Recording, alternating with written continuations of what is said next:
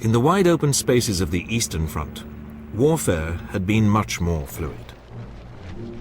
In August 1914, Tsar Nicholas II and his generals planned to send the Russian First Army across the border of East Prussia in the north, advancing along the railway line towards the capital Königsberg and drawing the German defenders towards it.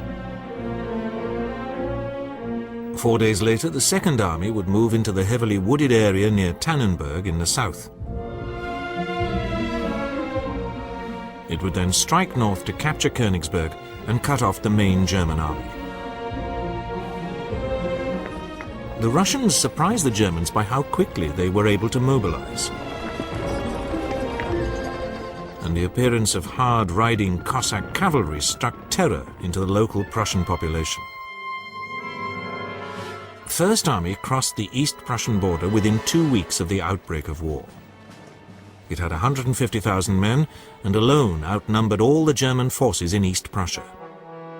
The opposing armies clashed indecisively near the town of Gumbinnen, whereupon the German commander, Max von Prittwitz, fell back in panic, begging for permission to evacuate East Prussia, and the Russian general Pavel Rennenkampf advanced a few miles and then stopped.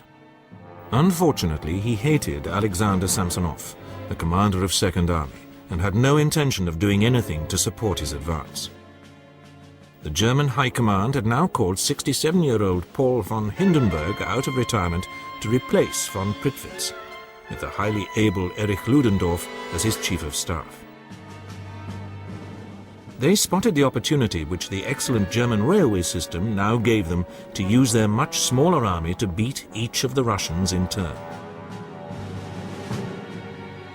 One army corps was urgently sent by rail round to the Russians' left flank.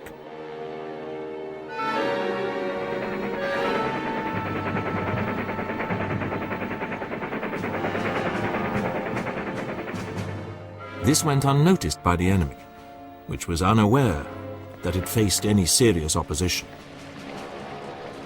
Most of the remaining 2 corps were then ordered to march southwest as fast as they could to take up a position on the right of the advancing Russian Second Army.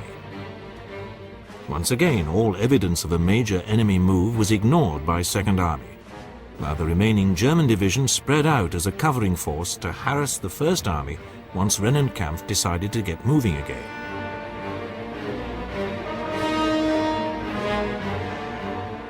The Germans proved that a little, very mobile artillery and cavalry could imitate a much larger force.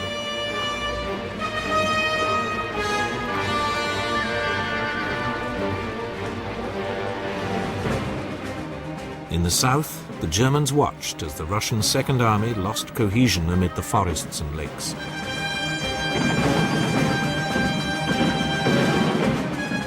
They then went in for the kill. Thrusting forward through the town of Niedenberg, the corps which had moved secretly by train sliced through the Russian line of advance, cutting off much of Second Army.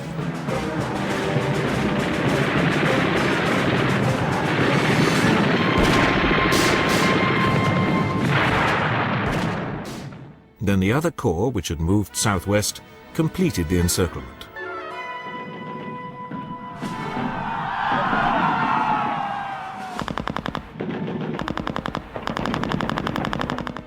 Confused and terrified by this sudden and unexpected assault, the Russians broke and fled. General Samsonov went into the woods alone and shot himself, while more than 300,000 of his men were killed or wounded and 90,000 taken prisoner.